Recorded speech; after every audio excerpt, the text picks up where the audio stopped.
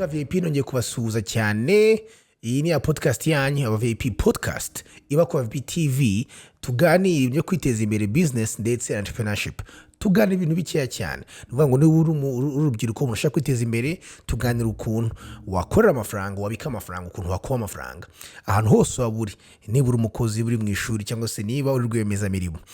Tukaba rero dushiraho ibiganiro bibiri buri cyumweru kuri YouTube channel yitwa Abavip TV, ariko mwanankurikira kuri Instagram yanjye Coach Gael, kuri Twitter Coach Gael, no kuri TikTok. God bless.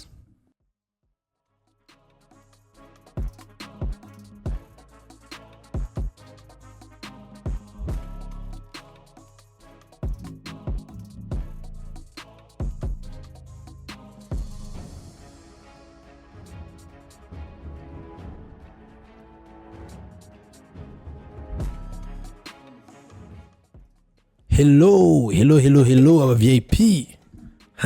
Mumeze neza. Ariko ubukaga ngo hello waje uvuga ngo ijuri sanzwe. Kubira iki se? Kisinzi impamvu. Iriga coach, we hari ikintu utayugire ugira ngo ibi ni ibintu bisanzwe. Iyi ni radio na televiziyo bifatanye bivuga ibintu byo kwiteza imbere, business, entrepreneurship. Nese ko utangiye nka uri mu DJ. Ngo bihuriye he? Mushyire mu muziki wumva. Reka kuba mu DJ nuko ufite umuziki. Ariko gitangaza. Abavip nizeye ko mumeze neza. Uyu munsi murabizi ni Abavip show kwa kane, njyewe Mugarura Kenny hamwe Coach Gael na Coach Gael. Tukaba twongeye kubasuhuza cyane. Yes. Weekend ni hafi. Weekend ni hafi, nero weekend irashyushye. Ariko ku muntu kuba VIP badukurikirana. Nta weekend nta mibyizi byose no gukora. Ubundi umurimo ni umurimo. Buri gihe cyose ariko hari igihe ugira gutyo ukafata ko so hari ibyari byo ra. Ukajya kuruhukamo gake. Azongazere muri 10%. Muri 10% ibya ako kokirega mubwire. Tuzashyira amategeko y'aba VIP yo kunezerwa kugira iki. Tuzakora club. Cyadukore club. Club bipti duhuriramo ganire and then ku buryo iyi club buri zayimeze. Buri wese income yizabizwi. Kugira ngo babareze 10% bajye bahita bahagarika. Atahe. Nta munyarwanda uzakubwira amafaranga ye.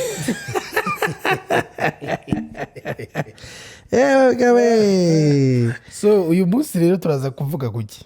Abavip uyu munsi rero dufite topic ikomeye cyane. Topic coach ashaka kwigisha. Uyu munsi turabigisha kuba umustar.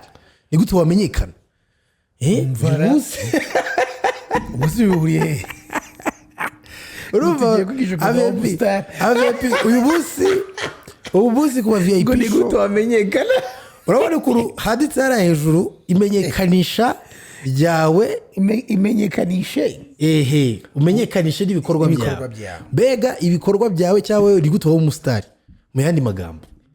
Hakozwe ari byo. Nibyo. Ariko umustar ntabwo wenda. Okay, umustar ni muri sense ngo umuntu afite ikintu akora kiri muri entertainment. Ariko si ibyo. Ushobora kwimenyekanisha ukaba tuvuge wenda an influencer. Influencer nagari umustar. Influencer buri influencer nagari umustar. Aba influencer bacu se kuba duco tukagira ngo ni nk'abastar. Kubugira ngo umustar no kuba wakoze filime cyangwa ukaririmba. Yes, I think a celebrity no umuntu umenyekana akamenyekana mu myidagaduro.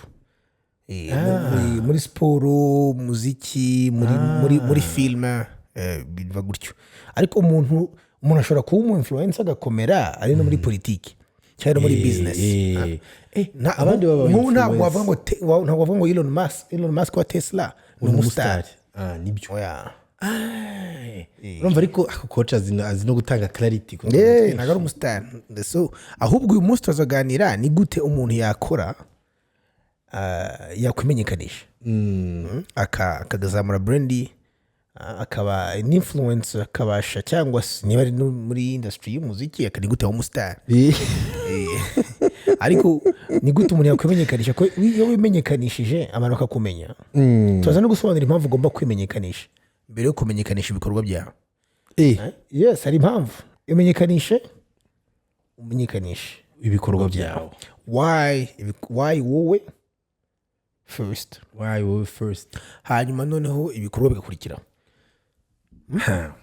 Reka nze rero reka nze nkora ka introduction gato mbere yuko tugira ngo dutangire, kuko muri iyi minsi aba VIP no kuzatubaha ibintu vuba. Aba VIP barambirwa twaganiriye minota 20 turangije, noneho dufungure telefone gatoyi cya telefone tuzireke, ariko tubaye ikiganiro kigufi uyu munsi. Okay, so ama VIP, iki kiganiro kije nyuma y'igihe twavuze ku bintu byinshi, tuvuga kuri marketing, tuvuga aba VIP benshi barabaza ati yes, ati turabyumva, ati umuntu yatangira business, ati ariko se ni gute iduka ryanjye natuma abantu benshi bazamo kandi ncuruza bimwe na mugenzi wanjye, ariko abantu bagahitamo kuza iwanjye, cyangwa nkaba nkora ibintu bimwe bimeze nk'ibya mugenzi wanjye, ariko abantu bakabakoresha ngewe kugira ngo bakoreshe mugenzi wanjye. So niyo VIP turavuga ati rero tugomba gukora ikiganiro twitonze ku kintu kijyanye na branding. Icyambere tukabanza tukayisepara n'ibindi bintu byose abantu bita ngo ni branding, tukayisepara na marketing, publicity, bla tukavuga branding mu by'ukuri icyoyo mu mizi. Hama twamara gusobanura branding mu mizi, tukabira n'abantu uko bakwiye branding, n'ukuntu umuntu yakwiye branding, inzira bacamo kugira ngo branding, n'uko ya brandinga ibikorwa bye birajyana. Okay, hama ndaza kubaha aga special kukuntu umuntu abikora kuri social media. Actually niho tubirangiriza, kuko ubu ngubu niho byose bijya, niho ibintu byinshi birimo. None se coach, tangira rero tubwire kuri branding. Umva rero brand, actually brand ni ibintu byoroshye, ni ibintu byoroshye. Reka tuvuze nka Coca-Cola, that's a brand. Tuvuze Nike, it's a brand. Tuvuze iPhone, ni brand. Okay, so brand mu by'ukuri ni iki? Brand ni izina, ni logo, ni image, ni look and feel y'ikintu. Ni brand ushize hari byanze bikunze, it's just brand ntabwo bihure na business. Bera biruro byancaga aho coach, urabona nk'iriya mashini ya bigisiri hariya, kari akantu k'agapome ugakuye kuri iriya mashini kakavaho akajya kandi bipfu igiciro akajyaho ya indi zazindi bakoraga hano nizembe ngo BGF. so urumva nawe nakubwiraga nyine brand si business, kuko brand ishobora kubyara business, ariko hari na brands nyinshi right now zitinjiza kandi zakwikoza zirinjiza. So si byiza confusing brand na business. Kugira ngo ubashe kubaka brand neza ugomba kuza kumva brand ni ikintu kimwe, ni image, look and feel, ukuntu ikintu tukibona tukimeze, ibintu byose bikoze brand, izina, logo, amabara akoreshwa muri nuza. Bura nk'ibwiza Coca-Cola tubona ko ari umutuku n'umukara, you see what I'm saying? Donc ibyo byose bikoze brand. Hama noneho kuri brand ushobora kubakiraho ikindi kintu, ushobora kubakiraho foundation, ushobora kubakiraho business, ushobora kubakiraho ibindi bintu. Okay, abo tutse kuri brand itself ni icyo ngicyo. Noneho tuje muri context ivuga ngo kwimenyekanisha cyangwa se kubishira mu cyongereza personal branding. Right now ni igezweho actually. Right now ntabwo branding kiri just business, ahubwo branding sigara baye personal. Sigara personal, sigara baye y'umuntu. Kubera ikirero ke abantu byarahindutse. Abantu kera mu gihe cy'ababyeyi bacu abantu batrustingaga ibintu biri autoritaire cyane, no kuvuga ngo bagatrustinga cyane ikintu kimeze nka system, bagatrustinga ikintu kimeze nka industry, ikintu kimeze nka corporation, kimeze nk'uruganda, ikintu kimeze nka system bakacyubaha. Ariko right now kwisi igenda izana social media n'iki, abantu basigaye bikundira cyane abantu kurusha na personalities, kurusha ama corporation. Sibyo? Kurusha kugenda ugasanga right now page ya Facebook ntayihuriye na page ya Mark Zuckerberg. Facebook igigura aba followers. Ahubwo ibishiriraho ukagenda ukareba nk'abantu bakurikira Tesla, aricyo kintu cy'igitangaza kera muri za 50s nanuza muri gusanga ari ifite abafollowers bose ahubwo usanga Elon Musk ari influential kuruta Tesla. uriya nakasa mu so ubu ngubu ko hahise rirajya cyane cyane generation yo hasi twikundira personalities ko abantu ni personality abantu ni intu zabo story zabo drama zabo ibintu byose nibyo twishakira noneho niyo mpamvu buriya brand yubakiye ku muntu yihuta vuba uko azamuka nayo iragenda so okay nibaze right now uvanye nka Elon Musk muri Tesla right now akavuga ati ngurishije ibintu byose Tesla itayigo gicere nk'ishuri 10 yahita ivaho oya reka nguhire urundi rugero rwiza inkweto za Air Jordan haburiya Jordan avuze ati I'm no longer affiliated with this brand exactly ati mumvaneho hamara kwambara kwambara zahita zibi inkweto zisanzwe no kubera ari Jordan kore ko abantu iyo mbere ari urukweto rwa Jordan n'umwana mutoya ahita abona mu mutwe afunze amaso ahita abona madanks akabona hasigaye amasegonda 3 drivinze ngo match irangire Jordan agatera so ibyo bintu nibyo ahita abona mu mutwe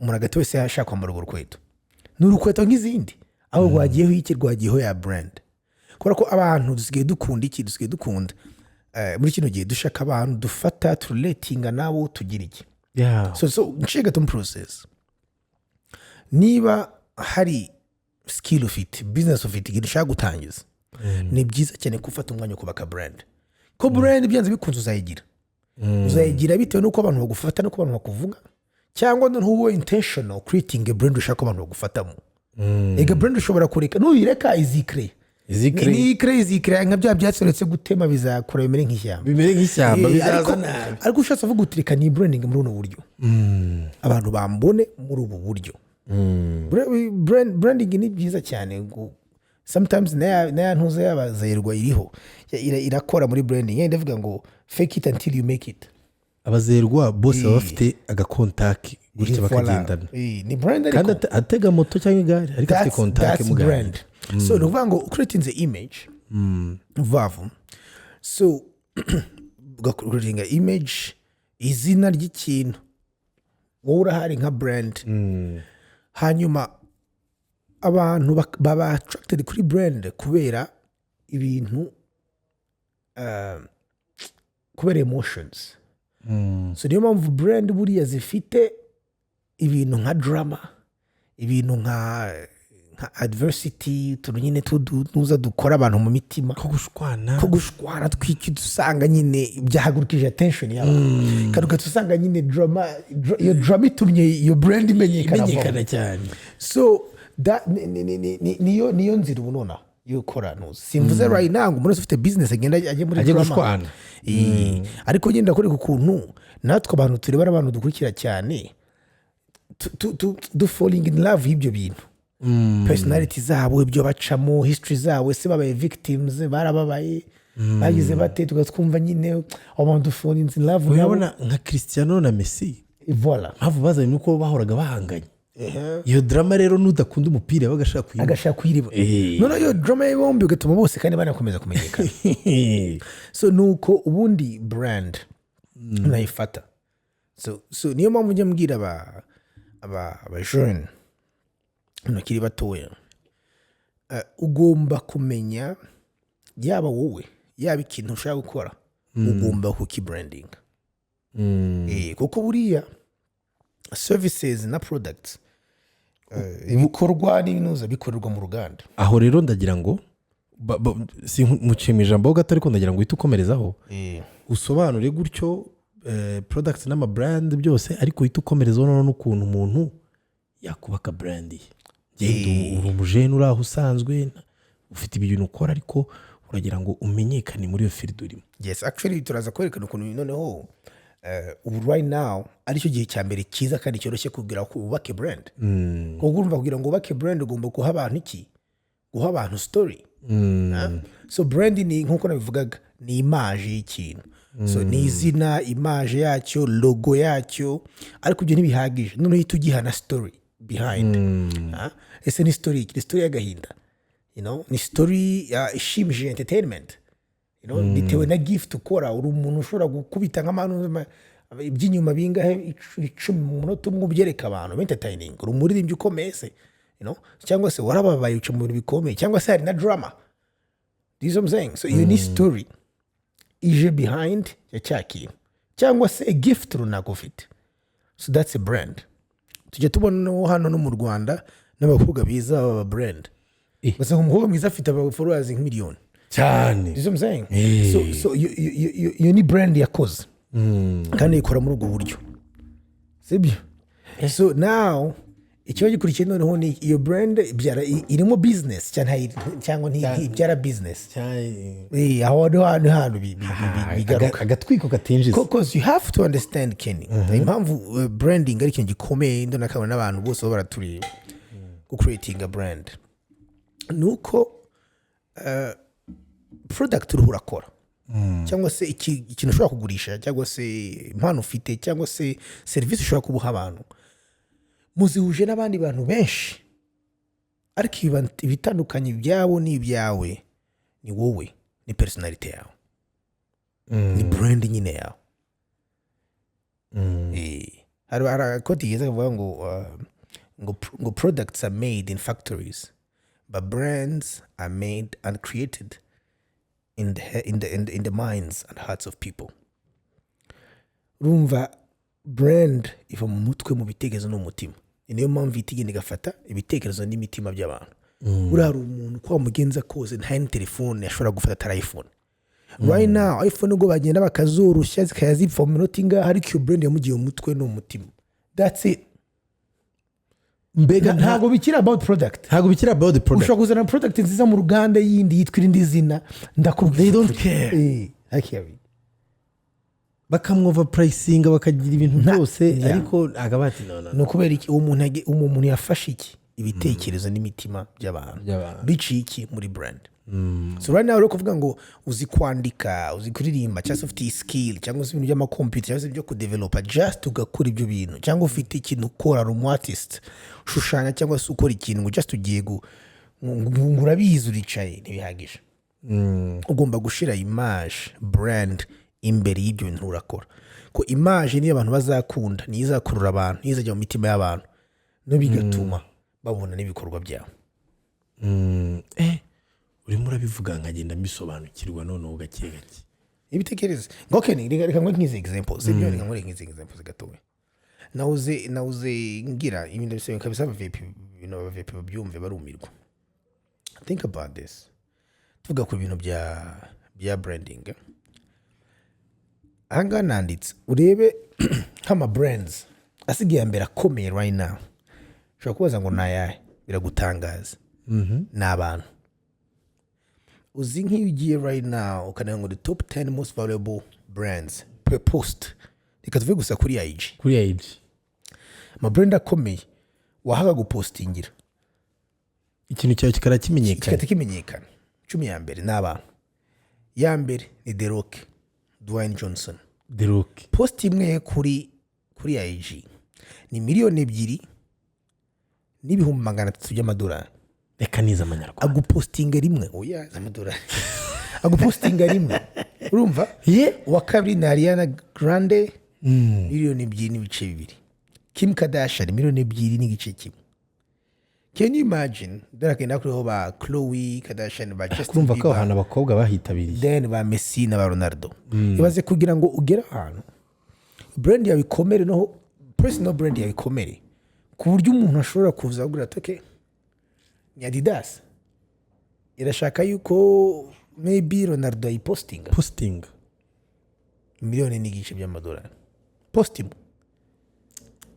ni inzoga runaka tequila runaka shako The Rock posting miliyoni 2 n'ibice 3 miliyoni by'amadolari izo ni miliyari 2 n'igice z'amanyarwanda upostinza agaposti kamwe gukora send gusa kwa kundi kujya kuri post ugatanga ati post nese no kubera iki Adidas cyangwa se izo brand zikomeye za Nike n'ibiki byose batishiraho ama page y'abantu ngo babiposting kuki baba barashakisha bano bantu kubera iki kuko right now umuntu arareba agakurikira The Rock, arareba agakurikira Ronaldo, arareba agakurikira Banuza, arareba agakurikira abastar. Niba ashaka kureba ntumubwire ngo urashaka kureba product, no, arareba abantu izo brand is letting n'amarangamutima ye azi aho zaciye, akumva nibyo bimusha drama zabo arazikunda, impano zabo arazikunda, afite ibintu bimukora ku emotion byo nibyo ashaka kwirebera. Ngaho ibibazo abantu bose mbwiye Kenny, niba hari business bafite ubu ni ITR iba yambaye ITV yabe bafite business nziza, business model nziza, ITV ya mbere. That's why izo mbaraga za branding right now. Ako kantu karakomeye cyane, ariko hari n'akandi kantu wavuze ko ati jya imbere y'ibikorwa byawe. Bishaka kuvuga ngo ibikorwa wabikoze ngo ugende, umuntu wenda ashobora kuvuga ngo ahubwo ni abastar, ariko urabona nka Elon Musk we si umustar, we yagiye imbere y'ibikorwa bye. Abantu bose bafungura inganda z'imodoka n'ibintu bikoreka. Ubona kera byashobora kuba bikomeye uvuga uti wa mugari birango za brand niko mafite impano ikomeye cyangwa afite amafaranga menshi, impano ikomeye nk'iya Michael Jackson, gende mba umuntu ukomeye ndirimbe nzamenyekana, sibyo? Cyangwa mfite amafaranga menshi nk'iya Bill Gates kugira ngo nzamenyekane, cyangwa se nuko mfite impano ikomeye cyane muri sport runaka nka Jordan, cyangwa se nka ba Pele, bantu zora bakira babayo, ba Maradona. Ubu ntabwo ariko bikimeze. Right now reka nkubwire, ejo bundi imbere ya covid hano mwese hanga uko muri hari umuntu wari uzi ka pedi kagira ibintu ngo kabelame bura kabi ni ikifite mu buzima twava mu kiri special. Bereke by the way reka mbere kuri ampe lewe nakasa baba undebere unguguringire post ya Kabila muramuzi ne post ya Kabila right now amafaranga ngeze kuri TikTok nyihirukira mu 700 by'amadolari. Reka muzi nkura mugo urakaza ukabigise kagahungu kagira gutya ngo katana kagakara zemubwiza uriya muntu ureka kuntu bino bintu sigaye bikomeye. Niye mpano avuga ngo uriya muntu Kabi arusha abantu tuzingeneyo mu buzima bwacu handi Kigali. Nukwimana niye mpano afite uriya gasa nka Herve undi Herve dukora social media mbona nababikoze kuri yabona amafaranga, ariko sinzi mwaba ngo muzo ushobora ko mufite impano nyinshi mubitse hano urumva. Reka nkubwize ukuri, hari igihe ushobora kuvuga uturiya muntu arasetsa, sibyo? Ntabwo uriya muntu urebye na skill ya comedy, ubwize ukuri Kenny, nta nubwo tuzi abakomedi ahangaha benshi mu Rwanda bamurenze ntago ari ubukomedi mu by'ukuri, ntago ari ubukomedi agira gutya voilà nta kindi.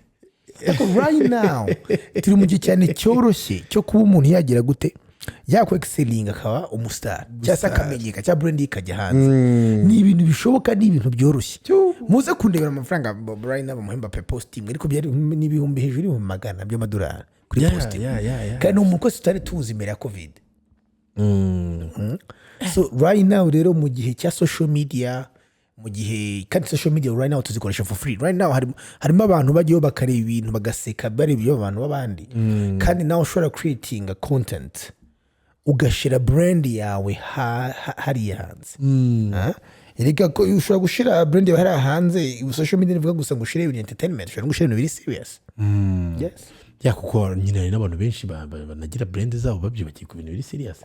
Abaho Oprah Winfrey cyane, abantu benshi wenda bahereye ku TV kandi TV ahenze, ariko right now harimo abantu benshi bakomeye, nk'ibyo ba YouTubers bakomeye cyane right now kuri YouTube, genza aba business bo ndeba aba Stephen Graham n'abandi barabose bose ni YouTube, kandi ni finances, ni impano zabo. Harimo abandi witwa ni bari think something uvuga ibintu bya photography media, donc impano za business zabo bakagenda. Okay, noneho rero coach icyo turacyumvise noneho.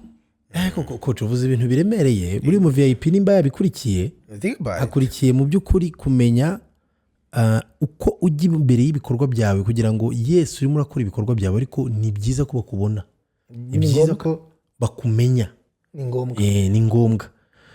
Noneho rero coach ndagira ngo noneho tuze dutacinge right now isaha iri hirajya, biragoye kwihisha, biragoye. Abantu barashaka kubona, niba batakubona barashaka rating kuri wowe,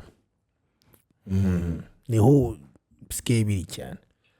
niwo utashaka kuboneka personally creating a brand basi ubishiremo abandi nabo bagaragare okay ariko hagire personality na story iri inyuma y'iki iri inyuma ya brand. Okay, none ndabyumvise. Noneho rero coach tuvuge iyo strategies. Let's talk strategies.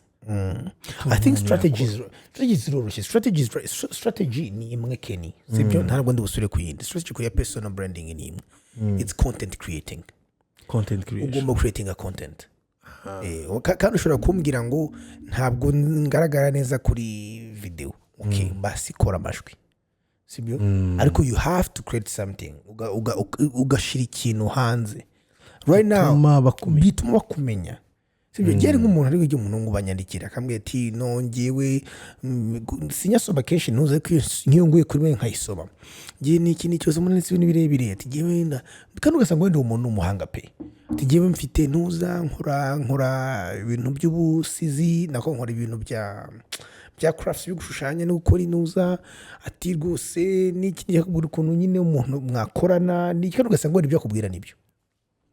Right now ikintu umuntu atakora umuntu akubwiye umujana ngo azikiri utukora iki utujya kuri page nkajya kuri page kuri Instagram nkasanga iri empty cyangwa nkasanga naho amafoto ya family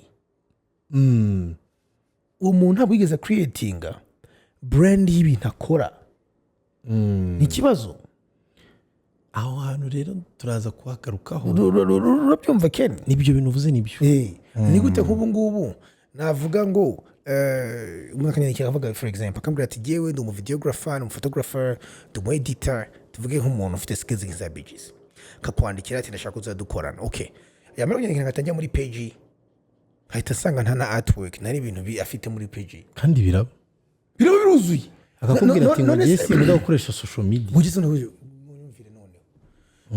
ibyo ntago bikibaho erega abantu badakoresha social media ngo bagaragara nk'abantu bafite ubwenge muri society ngo bafite ubwenge ntago bikibaho cyakubwira amadira nyizanira aho ndi right now kubera ko ngaragara kora kwa out there so you have to do it that way. So right now niba ikintu urakora jya kuri social media posting a skill yawe posting ibikorwa urakora uposting ahantu hose uti he ndahari ngiye company yanjye wandika description k'ibintu ukora ushira amafoto ushira ama video y'ibintu ukora kandi zira social media zose buriya zikora specifically uzikoresha bitewe n'icyo zikora izo ndo ndavuga hari nka Instagram hari Twitter Facebook Twitter YouTube LinkedIn TikTok na Pinterest Pinterest ni top 7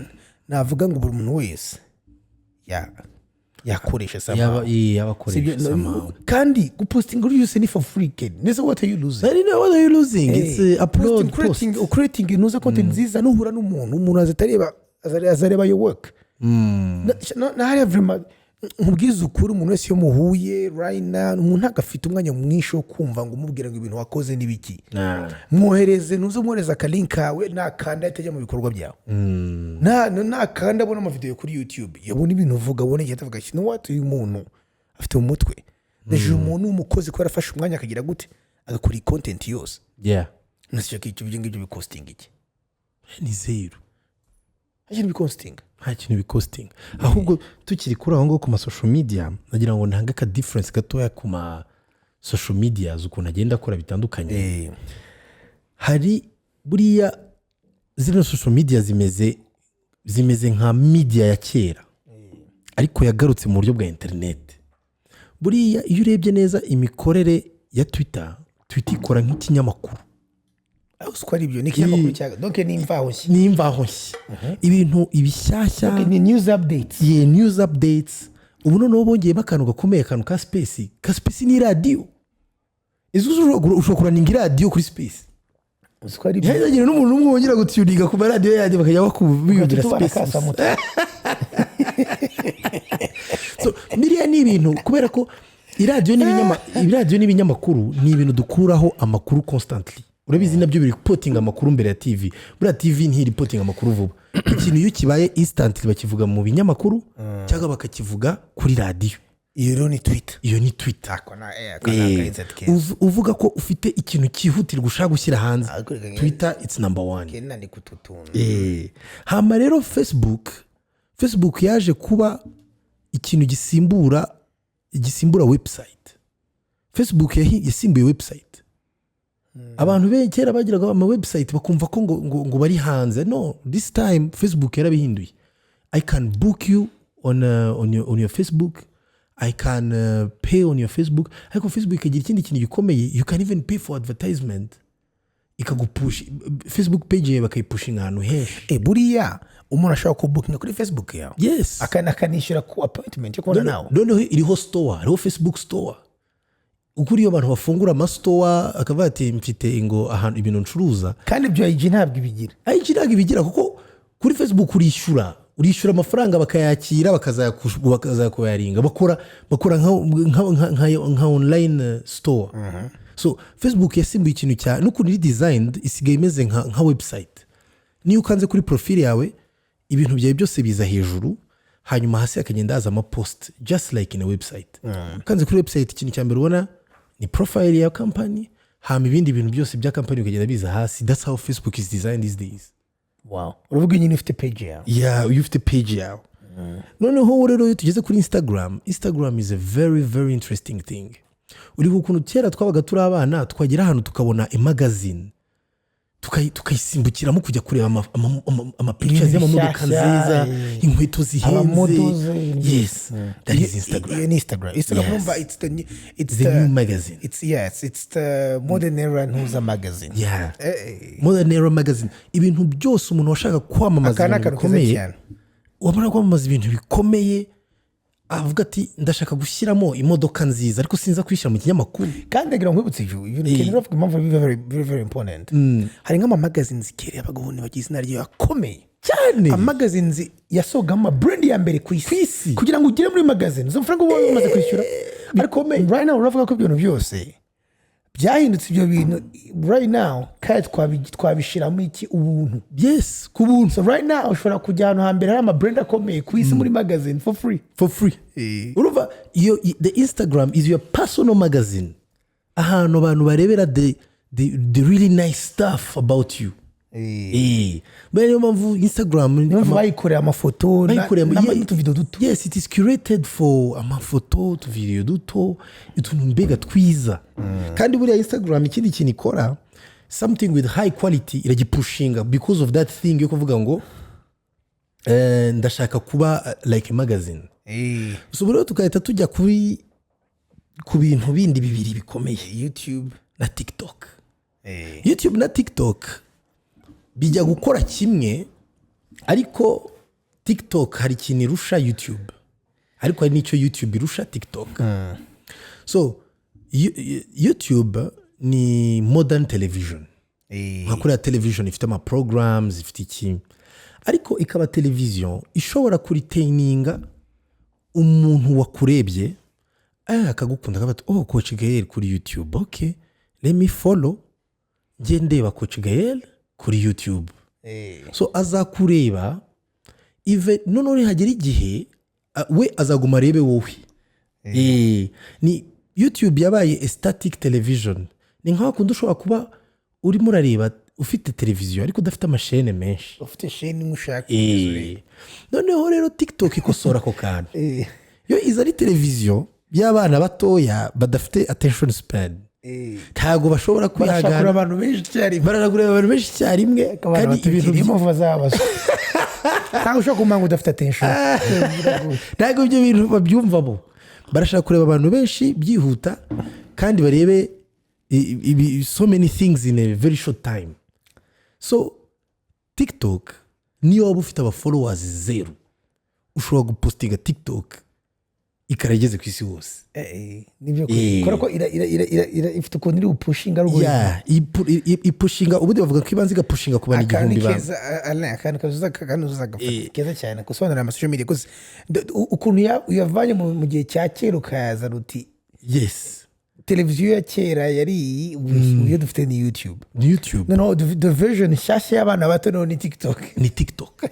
TikTok mu by'ukuri iba barakasa mutwe nta muntu n'umwe wabasha kwigeragera ikintu cya kera kuko urabona YouTube imeze nka televiziyo cyane bayita ngo ni ama-channels ibi dukoreraho twishyira bayita ngo ni ama-channels ubundi uhindura channel ugashyiramo iyo ushaka izi TV channel ariko TikTok it's not a channel. No Kenny nagira ngo mve ibintu cyumve kino kintu can you imagine noneho ibintu byose bavuze bya kera byajyagamo the top 10 top 20 top 50 brands zo ku isi zishyuye amafaranga menshi cyane kugira ngo ujye mu kinyamakuru kugira ngo ujye muri magazine kugira ngo ujye muri televiziyo ya kera muri za 70s 80s 90s kugira ngo bakore muri publicité muri televiziyo no ariko nubitse haso rega nubu birahenze ariko now byose biri kuri telefone kandi umuntu ya creating a brand yakabijyamo for free so no muri ukuntu bivuze rero nkuko I was making some notes none gereka mvuga ukuntu vuba ukuntu kuri each social media platform as nk'umu VIP cyangwa se umuntu afite business cyangwa se young entrepreneur ushaka gutangira ukuntu ushobora kwibrandinga kuri izi social media platforms zose. Yes. Nk'urugero LinkedIn ni ahantu umuntu ashobora kujya ushaka kugira ngo connecting n'aba professionals bakomeye aba CEOs hakaba heza cyane niba ufite umushinga cyangwa business ya B2B ni ukuvuga ngo ufite igikorwa ushaka kugurisha kuki ku yandi ma business so nuvuga ngo ufite ikintu ushaka kugurisha ku yandi business LinkedIn ni ahantu hambere uri umu professional kujya ugaposting kandi ni amapost amafoto n'amavideo gake kandi ukuntu ho ba professional ba CEOs bakomeye nk'urugero umuntu abanyandikira muri DM muri IG si maso ni benshi cyane ariko umuntu wandikira kuri LinkedIn deje iyo mbonye intuza hari ukuntu nyubaha gatoya you see what I'm saying so that's number so kuri Instagram and Facebook to me na ahantu ho kujya ufite B2C type of business B2C ngo ufite ibikorwa cyangwa se ibintu urashaka gucuruza ku bantu you know so you are a business you are giving customers so bango ufite nko kundi ufite shop yawe amatelefone cyangwa ufite nuzi ibikorwa urakora cyangwa se uri umu artist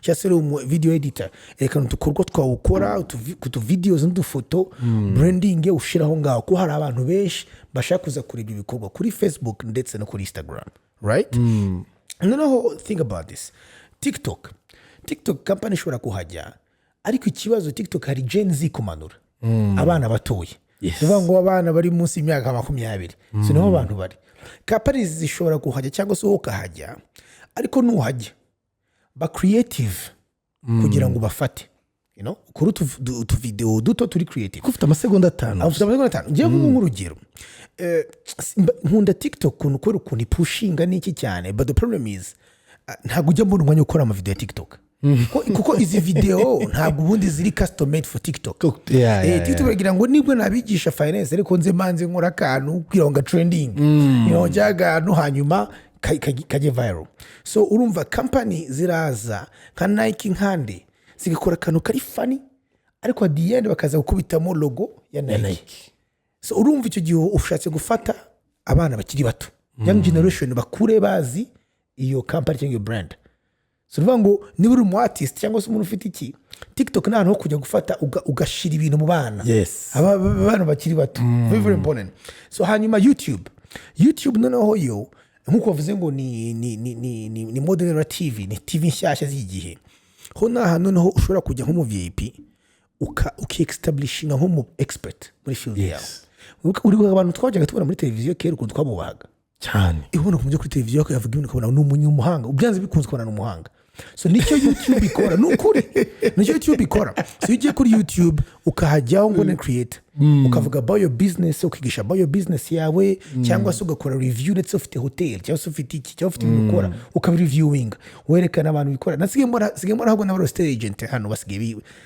barize bya bintu by'abazungu bajye bagenda bafilima inzu kuri YouTube ati ibyuma bingahe niki cyane yes agenda reviewing inzu agurisha you know biri ikintu bikora uriya muri state agent numubona kuri wowe ukamubona gutya uzamfata nk'umu state agent wa mbere nk'umukomisiyoneri wa mbere uzi ubwenge mu Rwanda nukuri kora kuhora umubona yaguhaye ibintu byose inzu yayikweretse iyo niyo branding so YouTube rero iyo ukora gukoresha ama video maremare bikwemera no guteringa story yawe ya story ya drama abantu bagomba kumenya bwa buhanga bwawe ubabwire wicara ubabwire hanyuma ubereke ibikorwa byawe kora ko kimeze nka televiziyo bihita biguha autorité bigakwistablisha nk'umu expert abantu bose bakubonye bagufitiye icyubahiro urumva ukuntu ushobora kureveraginga YouTube nk'umu entrepreneur then Twitter nk'uko wabivuze nk'inyamakuru aho ngaho niho company zigira gutya uzarebe buriya nta drama igiba muri Amerika cyangwa se ikintu cyabaye muri politiki ngo Elon Musk nta commenting cyane bihera muri Twitter muri company ziraza zireba hari ikintu cyo kira trendinga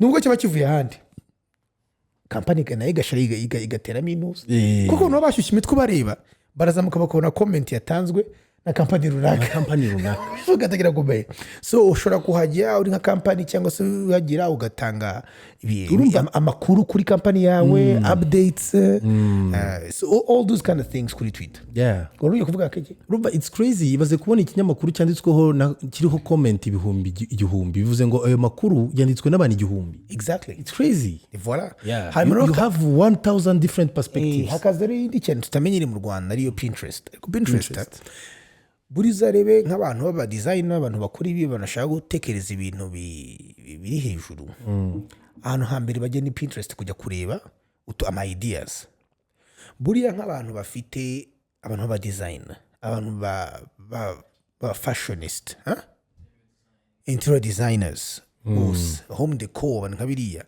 ufite izo mpano cyangwa se uretse uri umuntu ukora furnitures zindanye cyangwa utuntu two mu nzu nta hantu heza ho gupostinga kuri Pinterest kuko abantu baraza no Pinterest ifite nibura akantu gakuryo nawe mbere ndumirwa ushobora gupininga ifoto umuntu ayiclicka yigahita neza imujyana hehe kuri website yawe akabona ibikorwa byawe kandi hari ahantu hajya abantu bari seriye bashaka guhita bagura impamvu ujya kuri Pinterest keri niki nuko ushaka kubona sale yo mu rugo wawe cyane rwose cyangwa ikindi kintu ariko ugasanga nyine abantu bafite amakoti meza ugasanga abantu fashion n'iki byose ntibibuka kugira hehe niyo ujya no kuri IG jya no kuri Pinterest Pinterest iranagusuggestinga mu bantu bazi ibyo bintu bazamura ibyo bintu by the way Pinterest nayo isuggestinga neza isuggestinga nka TikTok it does not care nushaka but of course the more you post irakusuggestinga cyane ariko ushobora no gupostinga for the first time for kupostinga ikintu cyiza ufite website iti kuzamura nora kandi kantu ngarutse gato kuri YouTube abantu bavuga ngo YouTube channel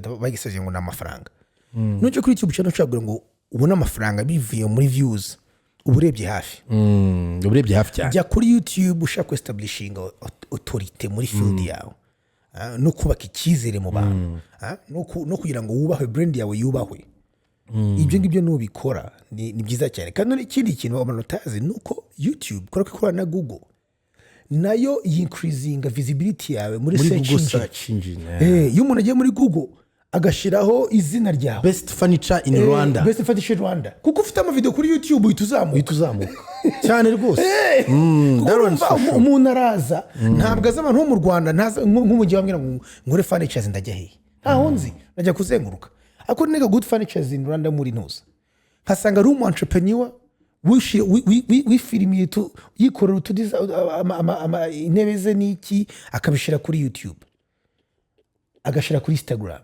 uwo muntu nguruswa ari uzamuka cyane ni uzamuka niwe ndi bushenga ikiraka so urumva uburyo bwose bwo ku branding burahari turafite mu ntoki ni for free busaba telefone yawe ugakora ubundi hagashya coach tutanze ubwino reka noneho uzi icyo tugiye gukora ubu njye mbona ariko uyu munsi dufate telefone nkeya ndabizi abantu nk'aba Nige na Zabi abantu nk'aba Sylve baraye batavuze kuri Abavip TV bababara cyane bakunda n'Abavip banyawo ngenda bakunda shout out rwose 100%. Dushyirireho nimero by'isi cyo nimero twitabe Abavip bakeya umwe babiri ubundi tugenda tujye muri weekend Abavip hari ibintu byinshi muri iyi video tuvuzemo kandi byingira akamaro bifite akamaro cyane niyo musaye iyi video ale muzayikate neza cause every piece of content ni ibintu bifite akamaro gakomeye cyane sinakunda afite ukuntu afungura imitwe y'abantu ngo mbibabwire kuko right now it's all about muri digital turimo it's about building a brand. Yes. Hari n'abantu benshi bazapfana impano zabo ibikorwa byabo ibintu byiza bakora kubera ko bumva yuko atagira gute atajya hari hanze ngo yimenyekane ngo ntiwajya imbere ya kamera ngo ugire icyo uvuga hasi kamera yabatwaye iki kamera ntabwo mbyumva at least ajya uvuga ngo BGC ndi BGC ingofero hano inyuma n'iki n'iki wituva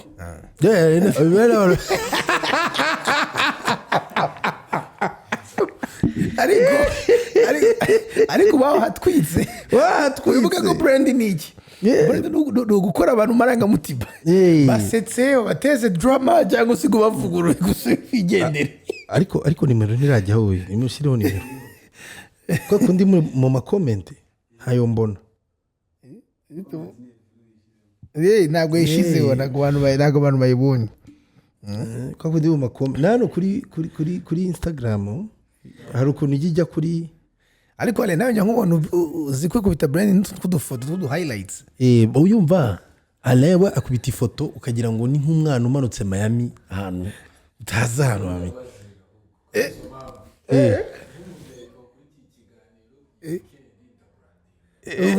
ugomba ku brandinga ko nagubona brand ya ariko mwashyizeho ya mikoro tukajya tubaza buri muntu wese ikibazo afite ngo yaracyubaka story ariko nibyo rata nibyo branditse story nasa mvuga iki mbega story we iyi story yawe ko imaze imyaka 100 yubakwa nibaza hatagiye kuza oya nago Silva ajya ndabasaba Silva muzamusavinge Silva nago twamusavinga kuko brand ni ikintu gikomeye coach kini gikomeye na people don't know hari ukuntu kera banki kera zifite amazina mabi uko ari banki yitwaga BCD amahinga ngiyo yavamo gute brand Hello yes muraho neza yego ninde tuvugana uri hehe Murabona David ndi Kicukiro tuvugana no VIP witwa David ndi Kicukiro David yes yes David mwiriwe neza mbere na mbere mwiriwe neza ni David muvugana ndi Kicukiro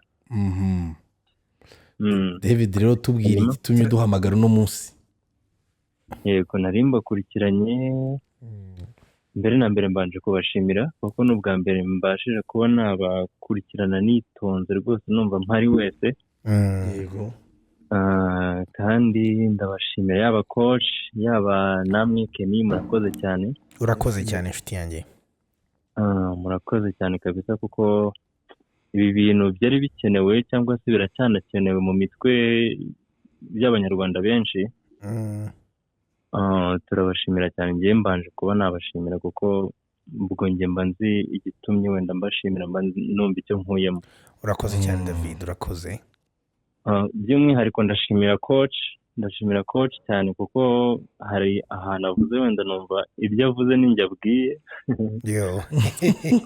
tubwire ibyo dushaka unkora uyu munsi ngo ndasinzira neza ni ukuri kose pe coach ndagushimira cyane ndabashimira cyane David yakubwiye iki ko wasanga ari ibyo ashaka kubwira nta banga aba VIP tugira tubwire bakubwiye nta banga ririmo mbiziranyeho na coach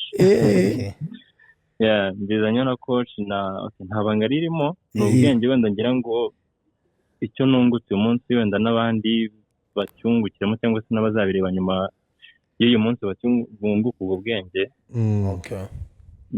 coach yaravuze akantu k'ukuntu abantu wenda bamwandikira bakamubwira ibyo bakora yaza ku mapages yabo bagasanga mu by'ukuri nta kintu cyo branding nyine bigaragaza icyo bakora ku buryo yaguha umwanya we kuko ngiye already mba ngukeneye ariko nawe ukeneye ko nakubyarira umusaruro donc ibyo bintu byakubayeho yego Okay. narabandikiye ntabwo wenda barakarira ndetse ngo mbarenganye no David naye sinabimenya kuko hari benshi kandi nabivuze muri rusange nzi ko n'abandi bantu benshi bafite akazi kenshi iyo ugize imana ukabasha kumufatisha buri tayari guhita umwereka brand. yego urumva ibyo ngibyo ni ibintu biri muri rusange kabisa. Hari benshi nibaza aba VIP benshi njya mbibonaho benshi pe. coach murakoze cyane rero ndajya mbashimire ubwo bwenge rwose ku kantu njye navuga ko ariko ari ryo somo hanini cyane nkuyemo kandi no kuri njye ndabakurikirana cyane ibiganiro byanyu kuri YouTube njye nicara nkabireba wenda ntabwo byankundiye ko mbikurikirana live ariko uyu munsi ubwo binkundiye ndishimye cyane kandi uri impano ikomeye cyane ku rubyiruko rw'u Rwanda bazaba maso bazakubyaza umusaruro. Urakoze cyane David, Imana igumugisha kandi ugira ijoro ryiza. Murakoze cyane mu coach, ugira umugoroba mwiza namwe. Urakoze. Uyu ni VIP David. Oya urumva muri kino gihe nkuko bivugaga biri very important ku muntu unknown caller. To me niba ari ikintu cya mbere twavuze kuva twatera gifite akamaro kuruta ibi ntabwo nkibona. I cannot emphasize how much branding ari ikintu gikomeye. Musireho Sylvain cyane. Allo? Oui. Mwiriwe. Ni Sylvain muraho. Sylvain tubonye wamagaye turishima cyane. Murakoze cyane. Iki kiganiro cy'uyu munsi kiraryoheye cyane. Ni ukuri pe mwanshimiye ahanjyaga kuko biri mu bintu nanjye ntekereza gukora kandi pe ndabashimira. Sinzi hari igihe umuntu abura ukuntu avuga ikintu ariko mwambereye ityazo. Urakoze cyane kuko nababwiye ko urumva kubera nyine ukuntu umuntu aba yarakuze n'iki hari igihe nyine wisanga mu buzima nk'ubw'umuhigi ukeneye kugira ngo nyine uhige ibyo ubonye ako kanya nyine birangire ukeneye umusaruro ako kanya. Nanjye n'ubwo buzima nisanzemo nkisanga ya muri betting uko nkeneye amafaranga nawe nari mfite akagenda gutyo muri ubwo buzima. Ariko ubu ngubu mu by'ukuri maze kuba umuntu, maze kujya ku murongo, maze gutekereza inzira umuntu ashobora gukoramo agakira, aho kuba nk'umuhigi bunemeye kuba nk'umuhinzi ategereza umusaruro ukaboneka. Akantu keza cyane kuko umuhigi unemeye kuba nk'umuhinzi.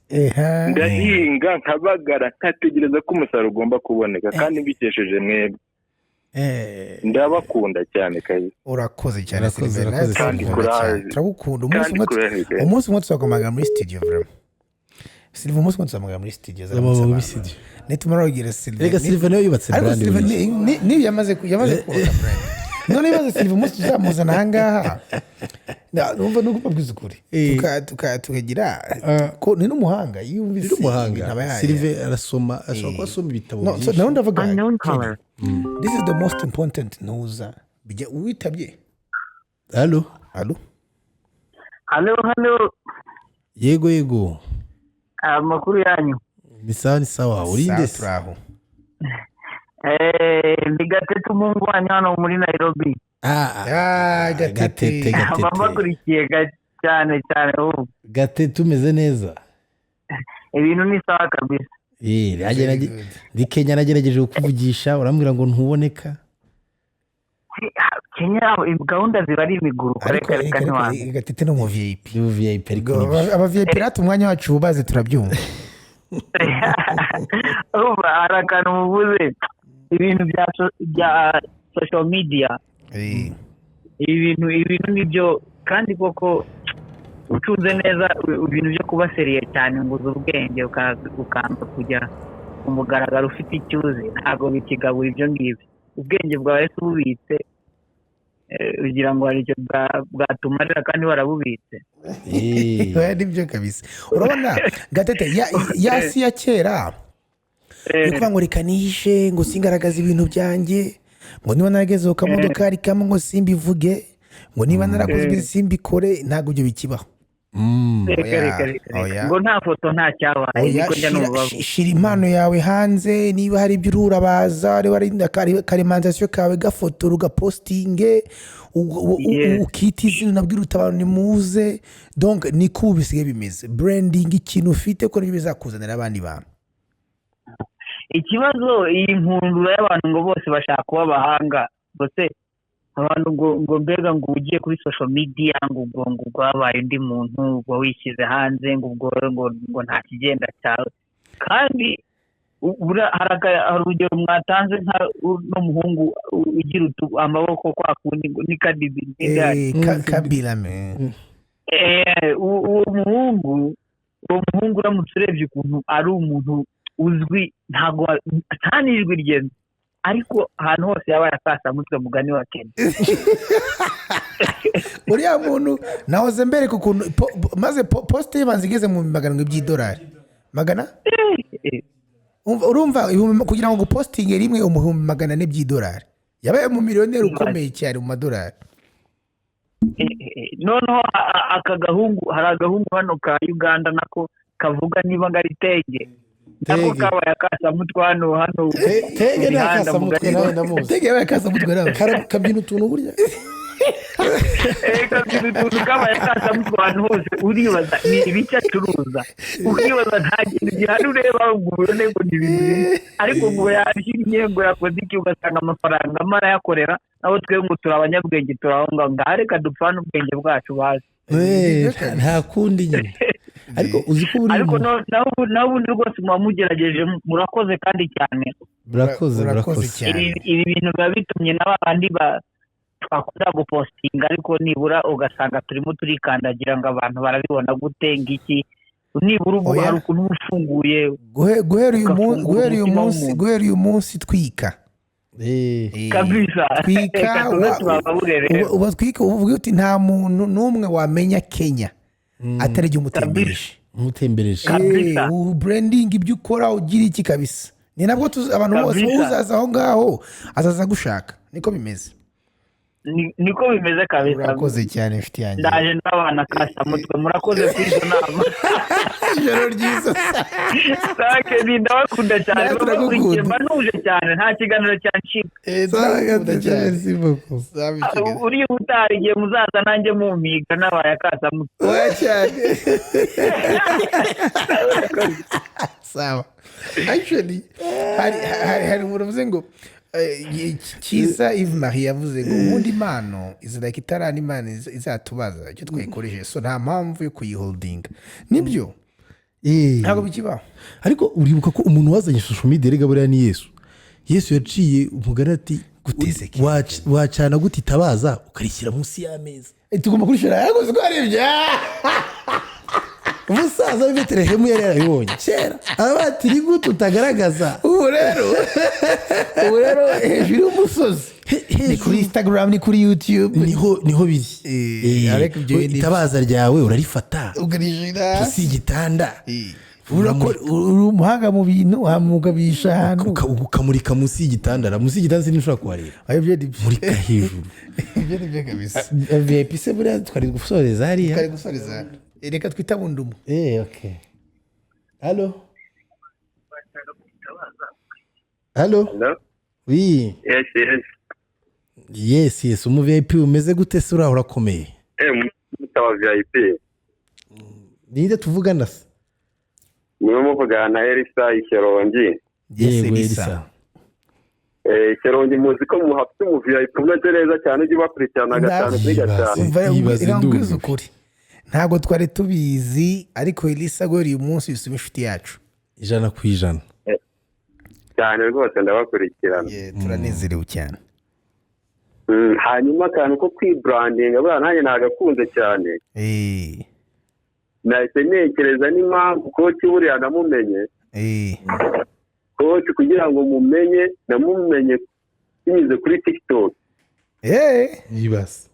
niyo hantu namumenye bikomeye. bihita bituma unshakisha n'ahandi. njye naramuguye ndamwitegereza ndavuga ati uyu muntu ngomba gukurikirana amakuru ye nkazayambariza nkafata uyu muntu ninde bitewe n'ukuntu rero nabonye imaje y'ukuntu agaragara niho hantu namumenye ibintu byo kwibrandinga ni ibintu byiza cyane nanjye ubu ngubu nkuyemo isomo rikomeye akantu nakoraga hari ukuntu hari imico abantu usanga tugenda dukurana ibintu byo kwihishahisha ukuntu ngo abantu ntibamenya ngo gutya cyane abantu bari bumenye kandi ba bantu bakumenya ahubwo nibo baza bakaguteza imbere nibo baguteza imbere nibo bakiriya bawe nibo baterankunga bawe abo bantu bose kuko isi yabaye nini kandi ibintu birihuta rero kugira ngo nzashakishe nicare mbone Elisa biragoye ariko nidukubitana ahantu muzi nsanzwe mubona nzahita nkumenya cyane rwose ni byiza cyane rwose ni isi irage rwose murakoze cyane kuri iyi topic turashimye urakoze cyane gira ijoro ryiza cyane yes to me I think Kenny ibi bintu baza ko telefone twayafunga ibi bintu iyo abantu babyumva in your future business is the future right now kera byabaga bigoye gushaka amafaranga wubaka uruganda ukora ibintu cyangwa ukora products cyangwa gushaka abantu ngo mwubake organization mugire serivisi muha abantu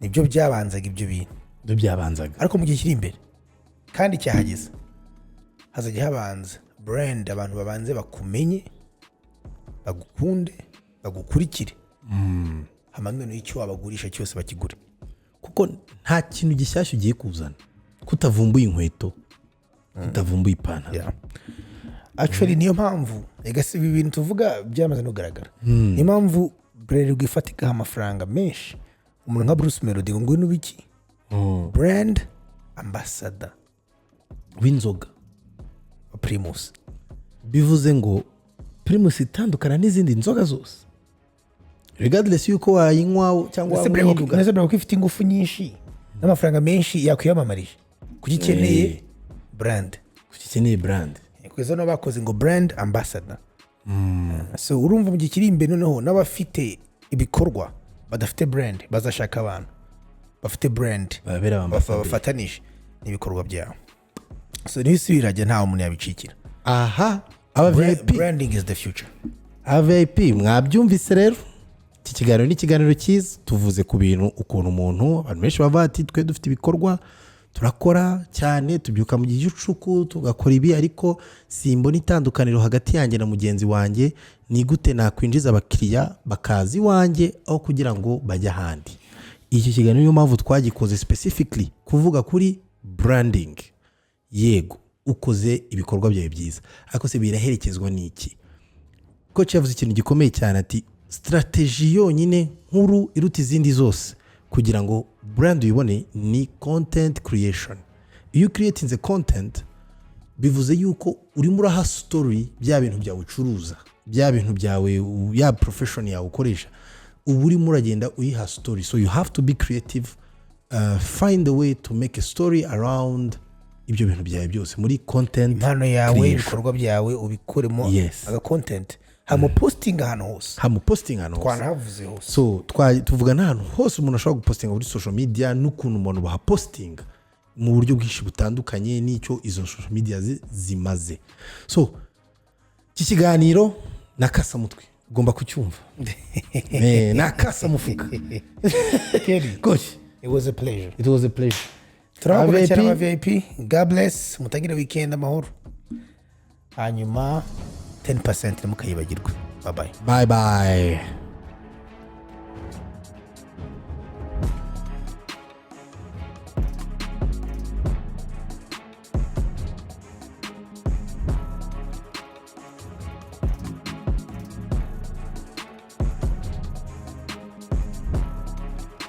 Kubasuhuza cyane iyi ni ya podcast yanyu Abavip Podcast iba ku Abavip TV.